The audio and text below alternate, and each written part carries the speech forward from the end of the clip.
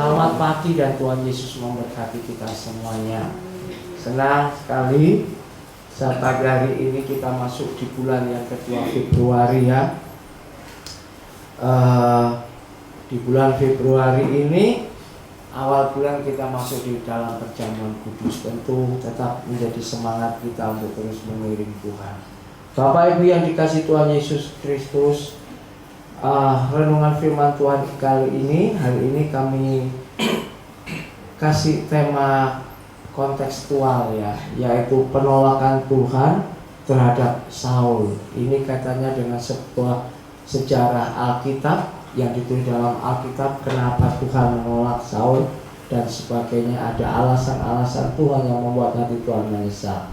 Tapi yang pasti dari tema kita, jangan sampai kemudian kita ditolak oleh Tuhan, kemudian Tuhan menyesal memilih kita sebagai anak-anaknya. Belajar dari historis atau sejarah Alkitab, kisah Saul ini membawa kita kembali untuk menjadi perenungan hidup kita.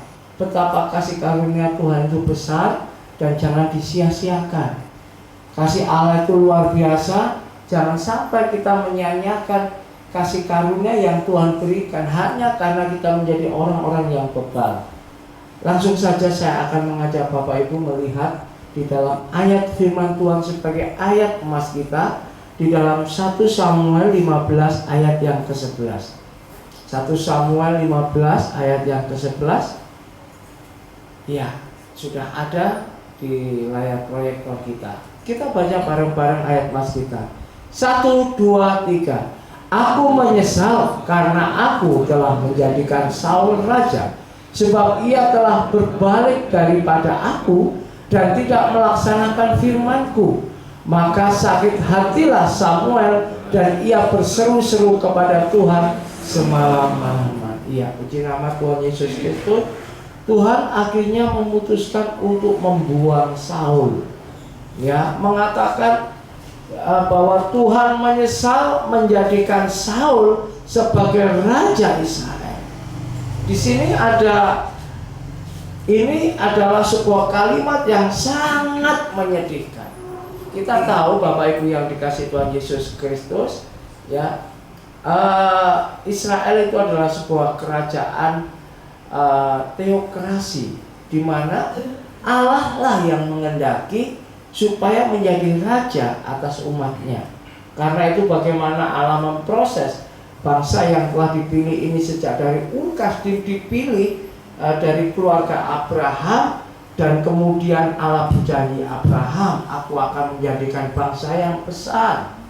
Bangsa yang aku bentuk adalah bangsa yang taat tunduk kepada aku, dan aku akan menjadi pemimpin umatku. Itu yang disebut dengan pemerintahan kerajaan secara teokrasi. Teo itu Tuhan. Jadi Tuhan yang akan memimpin umatnya. Namun demikian kita tahu sejarah perjalanan Israel, yang pada akhirnya mereka dari keturunan Yakub, Yusuf kemudian dibuang oleh saudara-saudara ke Mesir. Tapi Tuhan tidak akan pernah mengingkari janji. Tuhan akan menjadikan bangsa yang besar. Di Mesir mereka menjadi bangsa yang besar dan diberkati Tuhan. Sampai pada akhirnya Tuhan mengendaki mereka, umatku, harus keluar dari Mesir dan kepada tanah yang sudah dijanjikan di Kanaan, yaitu tanah Kanaan, tanah yang penuh dengan susu madu, tanah yang berlimpah susu madu dan pemeliharaan Tuhan. Singkat cerita, dari Mesir Tuhan tempatkan dia di tanah Kanaan. Mereka bangsa yang besar, umat yang besar. Namun sejarah itu kemudian mengungkapkan bahwa yang idealnya Tuhan menempatkan pemerintahan Allah, teokrasi. Mereka meminta, umatnya meminta, mereka memaksa Tuhan, aku kepengen punya raja seperti bangsa Amon, bangsa Amalek, bangsa-bangsa yang ada di sekitarnya. Mereka punya raja, mereka punya pemimpin. Bapak, aku pengen, Allah, aku pengen punya raja. Allah tidak bisa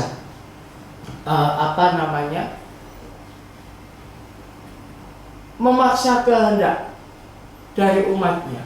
Akhirnya Allah meng-ACC, menyetujui Allah memberikan raja kepada mereka, di mana mereka memilih raja itu menurut ukuran manusia, yang seharusnya Allah sendiri punya pilihan. Akhirnya mereka membuang undi dan kemudian dipilihlah Saul. Saul adalah raja pertama bangsa Israel. Teokrasi menjadi pemerintahan monarki. Pemerintahan Allah diubah menjadi pemerintahan kerajaan. Mereka menghendaki seorang pemimpin, seorang raja, dan Tuhan turuti keinginan umatnya. Karena mereka memaksa. Bapak Ibu jangan suka memaksa Tuhan ya. Kalau Bapak Ibu memaksa, Tuhan akan katakan, oke, welcome, silakan, itu sebuah pilihanmu. Tapi sebuah resiko harus kamu tanggung sendiri. Itulah sebabnya kemudian bangsa itu memilih Saul yang sebenarnya bukan dari kehendak Allah. Seperti yang saya ceritakan, yang ayat yang telah kita dengar tadi, Allah menyesal karena aku telah menjadikan Saul raja. Ini adalah kalimat yang sangat menyedihkan. Tuhan menyesal karena Tuhan memberikan kekuatan sedemikian besar kepada Saul, otoritas dan kepercayaan kepada Saul. Tetapi Saul mengambil apa yang Tuhan berikan itu dan mengabaikan segala perintah Tuhan. Saul menjadi seorang raja semau gue. Saul menjadi seorang raja yang mengabaikan perintah Tuhan. Saul tidak memahami kehendak dan rencananya Tuhan. Saul tidak mengemban misi Allah. Ketika seorang itu mengabaikan Tuhan, yang terjadi adalah hati nuraninya pun akan semakin tumpul, tidak peka. Ketika seorang mengabaikan Tuhan, ya, akan terbiasa dengan perbuatan-perbuatan dosa, mengabaikan segala nasihat dan teguran Tuhan, maka hati nuraninya akan makin tercemar dan tidak lagi berfungsi. Dia tidak akan sanggup lagi memahami isi hati Allah. Apapun yang disukai Allah, dikehendaki Allah, itu tidak akan pernah bisa mengubah hidupnya. Itulah yang terjadi kepada Saul. Atas permintaan rakyat, Tuhan itu memberikan jawaban. Kalau itu yang kau kehendaki, baiklah, aku beri, aku setuju. Pilihlah di antara bangsa yang tingginya rata-rata. Kemudian dipilihlah orang yang cakap secara perawakan fisiknya. Saul itu enggak ada loh, karena tingginya di atas rata-rata umat Israel. Jadi saya bisa membayangkan secara fisik dia itu gede dulu gitu ya, dan ganteng. Dan itu yang dipilih. Manusia melihat rupa, fisik, tetapi Tuhan melihat hati. Sangat berbalik dengan pilihan Tuhan yang kemudian Tuhan memilih Daud, yang imut, yang kemudian seakan-akan tidak pantas menjadi seorang raja. Tapi itu yang Tuhan kehendaki. Dan sekarang kita lihat, Saul sudah menjadi begitu bebal dan tidak sanggup lagi memiliki sensi dalam hidupnya, membedakan yang baik dan yang jahat. Dia semaunya sendiri menjadi seorang raja. Yang pertama, Tuhan menyesal menjadikan Saul raja. Ada frasa kalimat yang kita baca, aku menyesal karena menjadikan Saul raja. Apakah Saul memiliki perasaan hati yang mirip dengan Tuhan? Kalau Tuhan menyesal, berarti Saul tidak punya kemiripan hati. Tidak sama sekali, dia tidak pernah merasa bahwa Tuhan sangat menyesal memilih dia menjadi raja. Beban.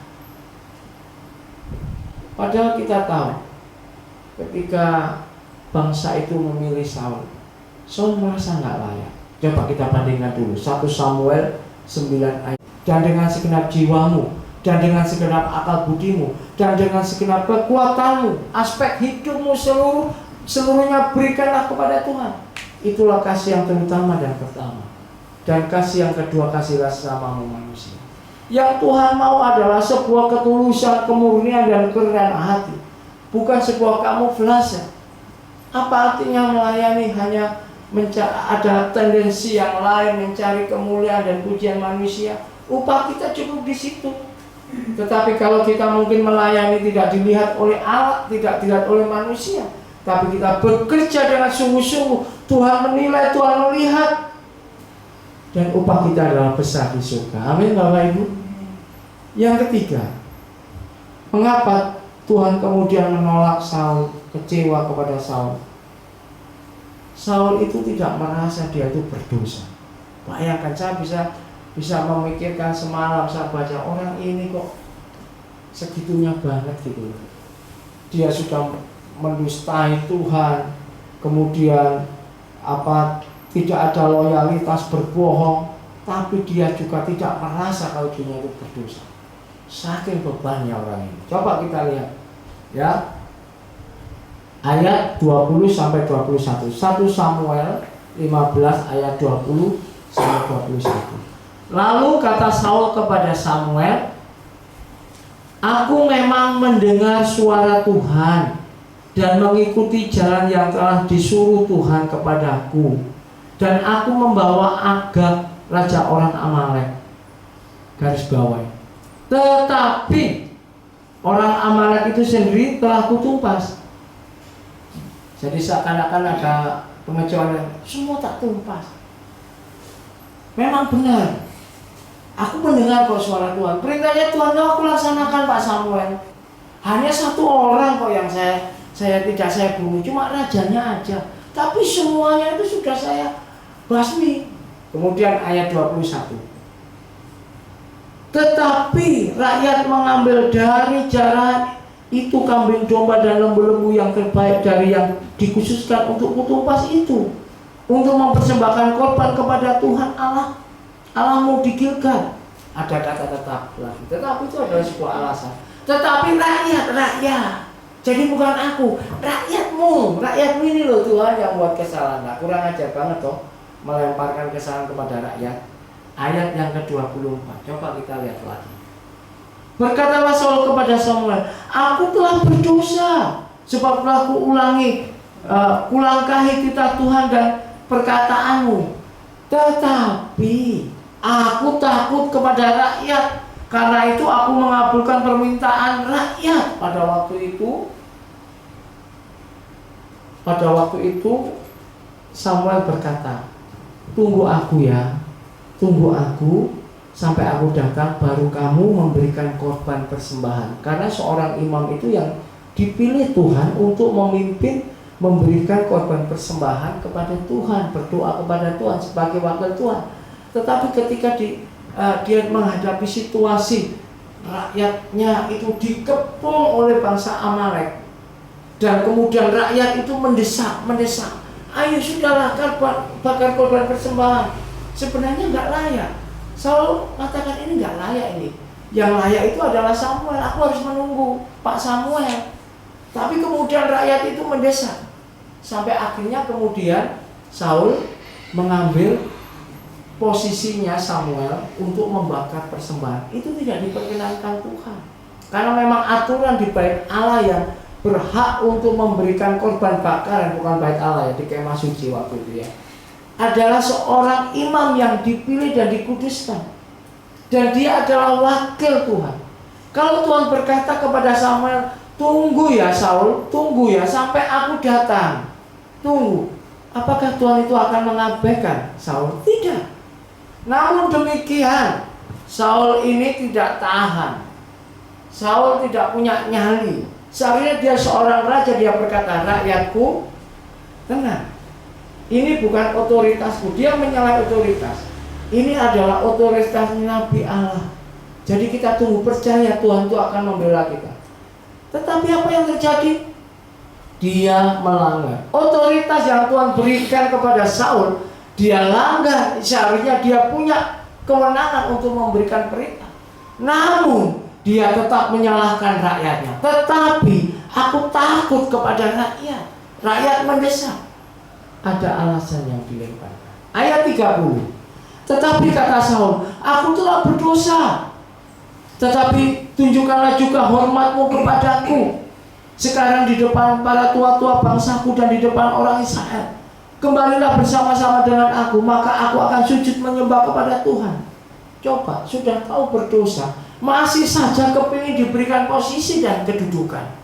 Memang aku dosa, Samuel, tapi jangan dipermalukan deh di depan rakyatku, dan sebagainya dan sebagainya. Inilah pengakuan dosa yang palsu, Bapak Ibu.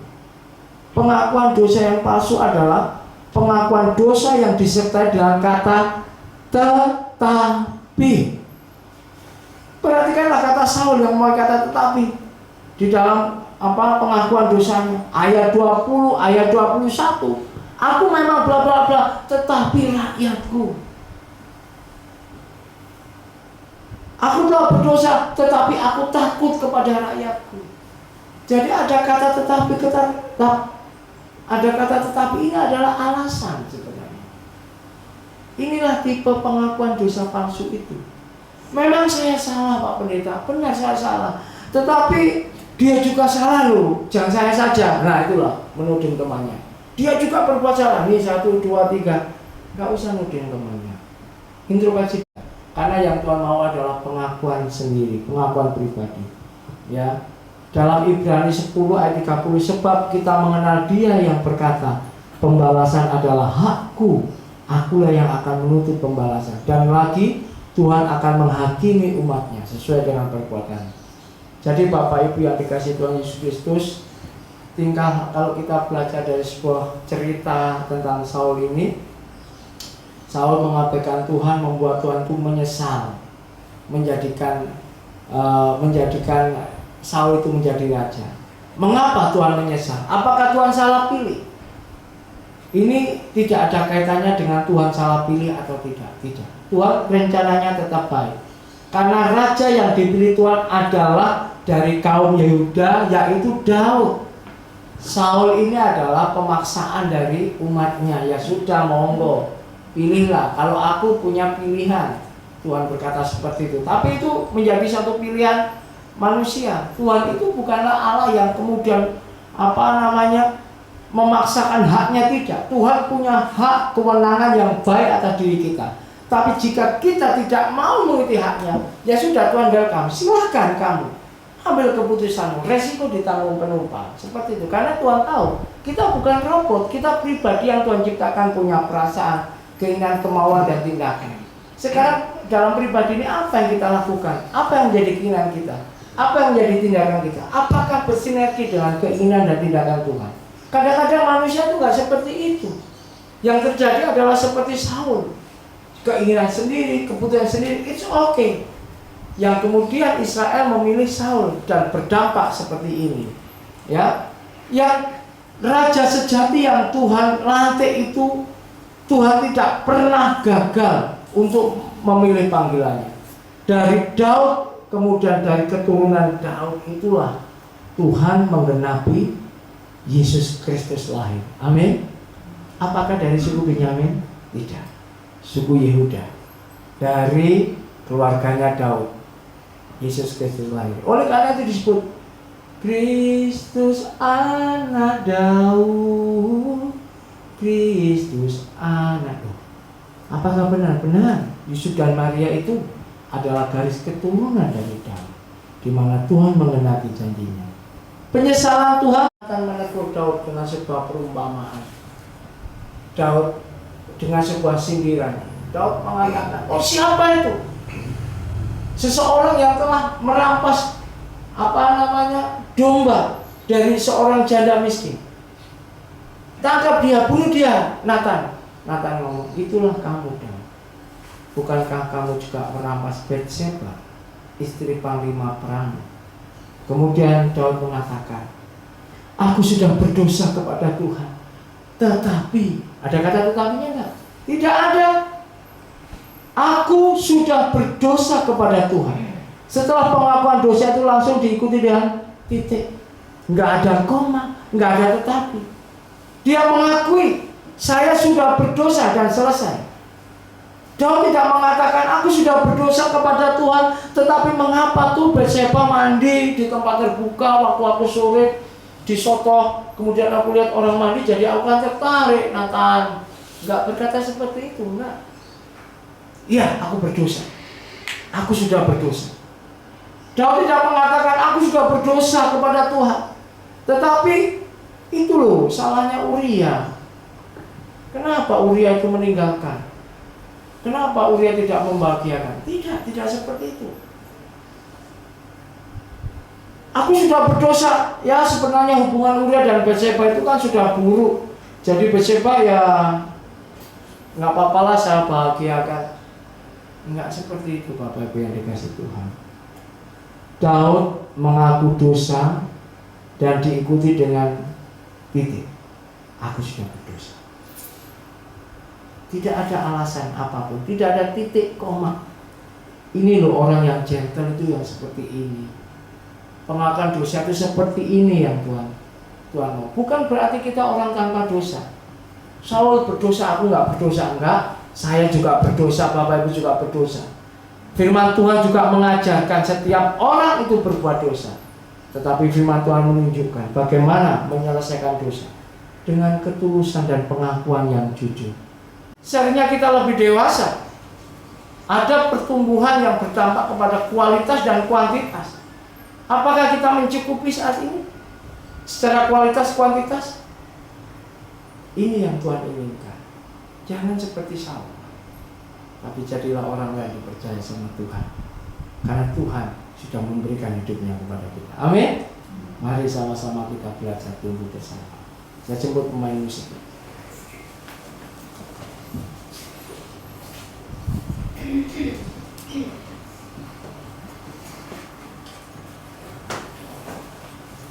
Sukacitaku baru.